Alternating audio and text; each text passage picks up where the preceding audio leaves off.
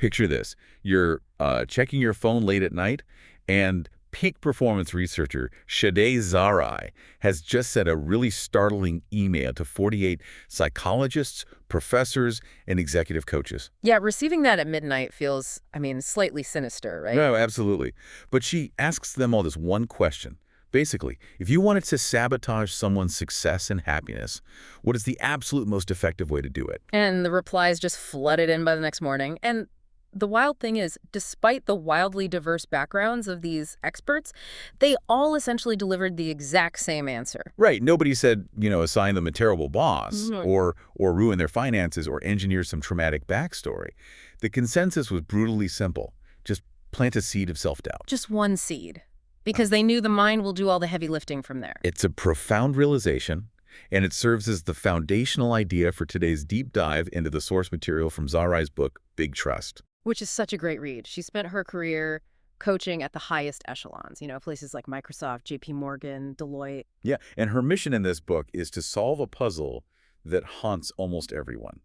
Why are incredibly smart, capable, hardworking people still waking up every single morning completely wired for self-sabotage? That's such a universal problem. It really is. So let's unpack the framework she provides for building what she calls big trust. And to start, she uses this analogy early on that perfectly captures the frustration of this.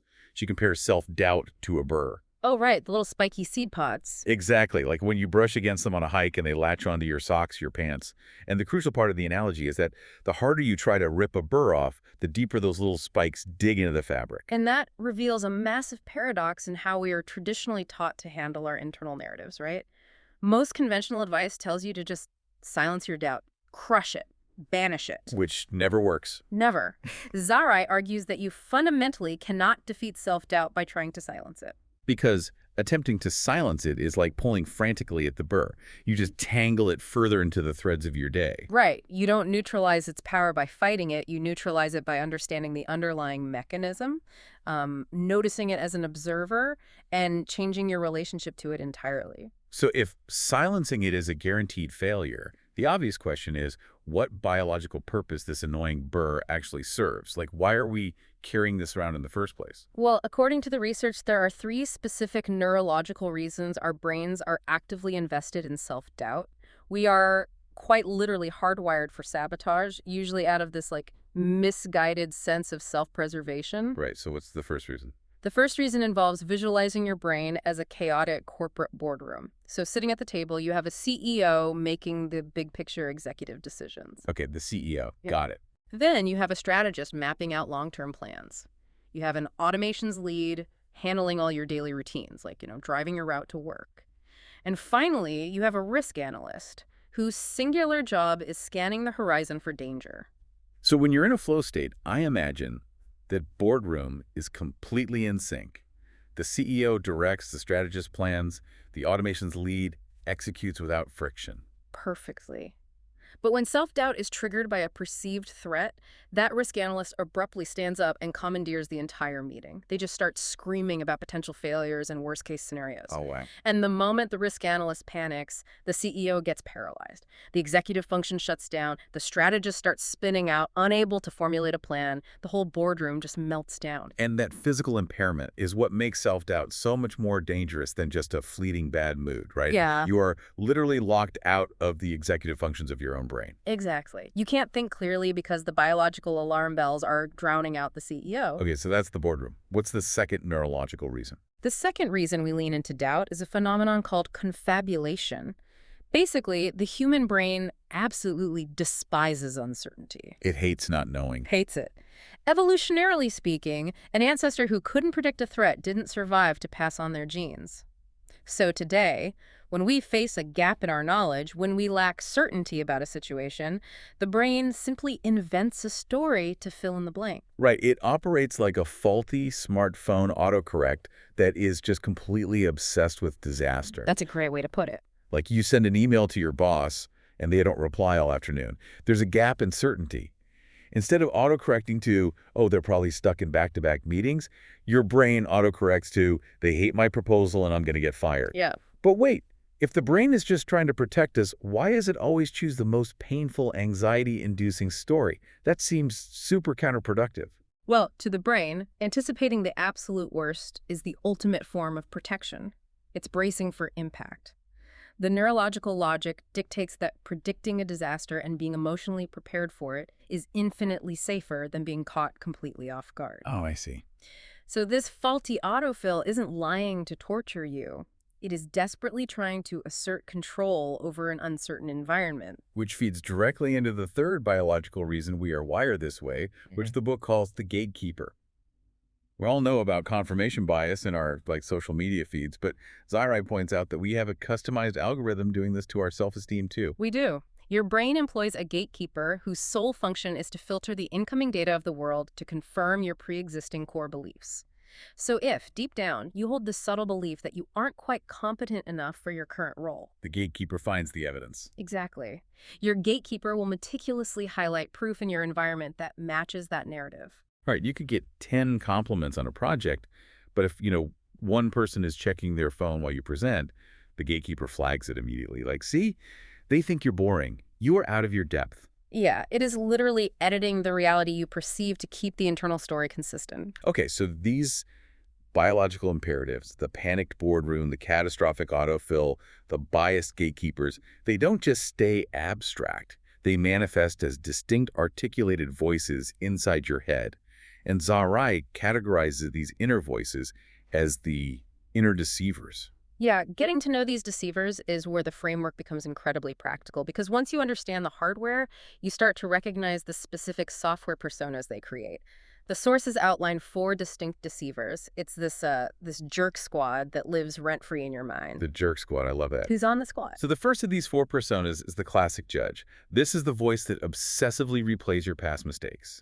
It works to convince you that every minor stumble or awkward conversation is permanent, unchangeable proof of your inadequacy. Oh, the 2 a.m. voice, the one that wakes you up to remind you of something slightly embarrassing you said at a networking event 5 years ago. That's the one. Then you have the misguided protector. This persona catastrophizes every new opportunity in an attempt to keep you safe from rejection. Its primary message is, don't even try, it's better to stay under the radar. Just don't stick your neck out. Right. Because from an evolutionary standpoint, putting yourself out there and failing meant risking ostracization from the tribe. The misguided protector thinks it's shielding you from that tribal exile, but it actually paralyzes you from taking any meaningful action. So instead of keeping you safe, it just builds you a very quiet, invisible cage. Exactly. Then there's the third one, the ringmaster. This one drives chronic burnout. It ties your entire sense of self-worth to endless productivity. It's always saying, you are only valuable if you are achieving, rest is lazy, do more. And I bet we can trace that back to early human development, too. Totally. Usefulness equated to tribe inclusion. The ringmaster is terrified that if you stop producing, you lose your value to the community. Wow. And finally, we have the neglector. This is the ultimate people-pleaser voice. It forces you to constantly seek external approval, whispering that you need everyone to like you, which typically results in you taking on other people's burdens and saying yes when you desperately need to say no. It's funny because high achievers often develop the neglector early in their careers as a survival trait. When you are junior, being the person who says yes to everything is how you get promoted. But eventually that same voice becomes the exact thing destroying your boundaries. It turns on you, yeah. What I appreciate about Zahrai's framework, though, is realizing these voices aren't evil. They're just employees in your brain who are terrible at management. The protector wants you safe, the ringmaster wants you successful. They just have toxic methods. Yeah, their intentions are good, execution is terrible. Right. And Zahrai offers a surprisingly simple, slightly funny defense mechanism for dealing with them. Visualizing yourself, grabbing a baseball bat, physically whacking the thought away, and saying out loud, thanks, but no thanks. I know it might sound a bit unconventional, but the underlying psychology there is a proven technique called distancing. You are creating a cognitive gap between your identity and the thought passing through your mind. It functions a lot like a computer's task manager. When you pull out that imaginary baseball bat, you aren't deleting the program or pretending the doubt doesn't exist. You are just force quitting its current operation to free up your mental CPU for the actual work in front of you. Exactly. And once you have established that distance, you need to identify exactly where these deceivers are launching their attacks. Which brings us to Zahrai's extensive PhD research. Right, she analyzed over 4,000 people for this. She did, and she mapped out where self-doubt actually strikes, identifying 4 lenses, the 4 attributes of doubt. This essentially becomes your personal doubt profile. Okay, let's go through the 4 attributes. The first attribute is acceptance. The core question you are battling here is, am I enough? This focuses entirely on your fundamental sense of self-worth. Like, do you believe you are intrinsically valuable as a person, or do you believe your worth has to be constantly earned through your output? And the data shows a staggering 54% of people fall into the danger zone for this attribute. Over half of the professional population is operating with a fragile sense of acceptance. Over half? That's wild. Yeah, and when this attribute is weak, it manifests as crippling perfectionism or, the tendency to shrink away from high visibility opportunities because the potential of failing feels like a public indictment of your worth as a human being. So what's the fix? The antidote Zahrai offers is to deliberately expand your identity beyond your work. Because if your entire self-concept is tethered to your job title, then a bad day at the office isn't just a bad day, it's an existential crisis. Right, you need other pillars. Yeah, and she shares a brilliant personal example of this. She actually took up competitive Latin dancing. Mastering something completely detached from her corporate coaching career transformed her boardroom confidence. Because if she bombed a presentation, her identity was diversified. She was still a dedicated, skilled dancer. That identity diversification acts as an emotional hedge against professional volatility. It's so smart. Yeah. So the second attribute is agency. The core question for agency is, can I handle this? This centers on trusting your capabilities and navigating imposter syndrome. When agency is your weak point, you fall into the trap of endless preparation. You procrastinate by waiting until you feel completely ready. But that feeling of absolute readiness never actually arrives. The conditions are never perfect. Yeah, which introduces what might be the most vital rule in the entire source material. Confidence comes after action, not before. You do not wait for confidence to strike so you can begin. You initiate the action, and the brain generates confidence as a byproduct of the execution. Okay, wait, I have to share this incredible story from the sources that illustrates this beautifully. It's about George Dantzig. Oh, the math story. It's so good. It's legendary. So he's a PhD student in statistics, right? He arrives late to class one day, sees 2 complex math problems written on the chalkboard, assumes they are the homework assignment, and furiously writes them down. As you do. Right. And he spends days agonizing over them at home because they are brutally difficult. Finally, he solves both, hands them in, and apologizes to his professor for taking so long. And the professor is utterly stunned. Because those weren't homework assignments. They were 2 of the most famous, supposedly impossible unsolved theorems in the history of statistics. It's unbelievable. He solved the impossible solely because nobody had primed his brain to believe it was impossible. Exactly. His misguided protector never received the signal to activate the panic boardroom. It is ultimate proof that our limiting beliefs, not our actual intellect or capability, form the real ceiling on what we can achieve. But, recognizing that limiting belief in Dantzig's story raises a broader issue. If you know you are capable, but you still feel like a passive passenger in your own career, you're likely dealing with a deficit in Zahrai's third attribute, which is autonomy. Autonomy. The question here is, do my choices even matter? Autonomy is entirely about ownership. When people are weak in this area, they default to complaining, resenting their colleagues, and dwelling on the past. They feel life is just a series of events happening to them. And the antidote provided here is a concept Zahrai calls choose your hard. We spend so much energy trying to find the path of least resistance, but the truth is, staying in a toxic, soul-crushing job is hard. Quitting and starting over in a new industry is also hard. Remaining stuck in your comfort zone isn't actually comfortable. It's just a familiar, predictable type of pain. Right. You don't get to opt out of hard things, but autonomy means you actively choose which hard you want to take on. Yeah, and by actively choosing your challenges, you manipulate a concept known as your luck surface area. Many people view luck as a lightning strike, just completely out of their control. But it is actually a mathematical equation. Wait, luck is an equation. Well, sort of. It's the amount of action you take multiplied by the number of people who see that action equals your luck surface area. So if you take ownership, try new things, and make your efforts visible, you physically expand the target for serendipity to hit. You can't control the outcome, but you totally control your exposure to opportunity. I love that. Luck surface area. So you expand the surface area, you take the action, but inevitably, things will still go wrong. chaos happens.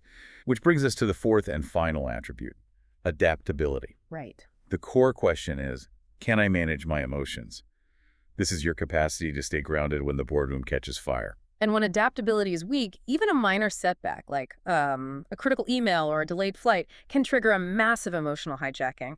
But what is crucial to dissect here is that we frequently mislabel exhaustion as self-doubt. Oh, that's a big one. Yeah, the sources identify 4 hidden loads we carry: cognitive load, emotional load, physical load, and stimulation load. If all 4 of those meters are in the red, your risk analyst is going to panic. So if you are listening to this on your commute, absolutely dreading your morning meetings, it might not be a deep-seated imposter syndrome. Your automations lead might just be offline, and your risk analyst is taking the wheel because you haven't slept and you've been doom scrolling for 3 hours. Exactly. It's just exhaustion. But speaking of emotional hijacking, I want to press pause on one of the specific concepts here. The sources bring up this Harvard research suggesting that anxiety and excitement are physiologically identical. Yes. Like your heart races, your palms sweat, your sulcus narrows, and the proposed solution is to just relabel your anxiety as excitement. But surely my brain knows I'm lying to it. If I'm genuinely terrified of public speaking, standing backstage whispering, "I'm excited," feels like, I don't know, toxic positivity. Does that actually work? It's a fair question. It feels like a lie, because you're assuming your physical symptoms dictate your emotional state, but it is actually the context that dictates the state. The physiological arousal, the racing heart, the cortisol, it's entirely neutral. It is just fuel. Okay. You cannot simply command your nervous system to calm down. That is pulling at the burr, fighting your biology. But you can redirect that existing fuel. So the brain doesn't inherently know if the racing heart is a good thing or a bad thing until I give it the narrative. Precisely. I mean, that is the exact mechanism of confabulation we discussed earlier. The physical energy is coursing through you. By actively stating, "I am excited," you are providing your brain a productive narrative for the symptoms it is experiencing. Oh, wow. You aren't forcing a fake calmness. You are reframing the context of the arousal so the CEO in your brain can use that energy to perform, rather than letting the risk analyst use it to panic. You were just giving the adrenaline a different job description. Exactly. And if reframing isn't enough to calm the chaos, Zahrai suggests a practice of stepping onto the metaphorical balcony. When you are caught up in the stress of the moment, you're on the dance floor. You can only see the people bumping into you. Right. Stepping onto the balcony means pulling yourself out of the immediate environment, whether through taking a walk, doing a brain dump in a journal, or just changing physical location so you can observe the whole room objectively. Okay, so we have mapped out the neuroscience of the boardroom, we've identified the jerk squad voices, and we've explored the 4 attributes of the doubt profile: acceptance, agency, autonomy, and adaptability. The ultimate question for you, the listener, is how to practically execute on this. How does one actually build big trust starting today? Right, the action plan. Zahrai distills this into a 5-step path, and it requires targeted action, not just passive listening. Step 1 is find your weakest attribute. You have to diagnose the baseline. Look at the friction points in your week. So if you constantly feel undervalued no matter what you achieve, your acceptance is weak. If you are terrified of starting a new project because you might fail, your agency needs work. Exactly. Then step 2 requires concrete visualization. Picture the version of yourself operating without that specific doubt. This isn't abstract daydreaming. What does that person actually look like? How do they handle a combative client? What boundaries do they enforce? You have to define the target architecture before you can build it. Makes sense. And step 3 is a matter of discipline. Focus on fixing just one attribute at a time. High achievers often try to, boil the ocean and overhaul their entire personality by tomorrow morning. If you try to fix acceptance, agency, and adaptability all at once, your internal automations lead will just crash. Oh, absolutely. Which grounds step 4. Try one targeted practice and commit to it for 2 full weeks. If your wellness is acceptance, spend 2 weeks intentionally investing in a hobby completely disconnected from your career. If your weakness is adaptability, spend 2 weeks strictly reframing your pre-meeting anxiety as excitement. Because neuroplasticity requires repetition. You have to give the new neural pathways time to solidify. Exactly. And finally, step 5. Find your people. Self-trust accelerates dramatically when you build an external scaffolding of support. And this doesn't just mean finding cheerleaders who blindly praise you. Right, you need honest feedback. Yeah, it means finding a board of advisors who understand your goals and will directly call out your jerk squad when they hear the misguided protector or the neglector speaking through you. Synthesizing all of this material from Zahrai's work, it really requires a profound paradigm shift. For most of our lives, we've treated self-doubt as an enemy to be eradicated, but it is just a misguided friend utilizing ancient biological alarms to keep you safe in a modern, complex world. That's beautifully put. Thanks. Big trust is not an innate genetic trait, and it certainly isn't constructed overnight. It's built in the micro moments. It's built in the 3 seconds where you feel the burr, you hear the ringmaster telling you to keep working until midnight, or the protector telling you to stay quiet in the meeting, and you actively decide to force quit the program. You pull out that mental task manager, you say, thanks but no thanks, and you execute anyway. And that progression leaves us with a final, provocative thought to mull over. We established early on that the brain's confabulation and self-doubt are exclusively triggered by uncertainty.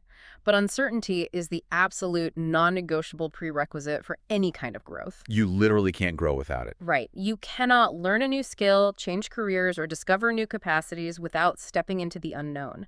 So if you assess your current life and realize you aren't feeling any self-doubt right now, are you actually pushing your capabilities? Or are you just comfortably coasting in a highly predictable routine that your misguided protector meticulously built to keep you dormant? Maybe, just maybe, a complete lack of self-doubt shouldn't be the goal at all. Wow. Because if the risk analyst in your mental boardroom is entirely quiet, you might not be taking on anything truly worth doing, something to chew on as you head into your next challenge. Until next time.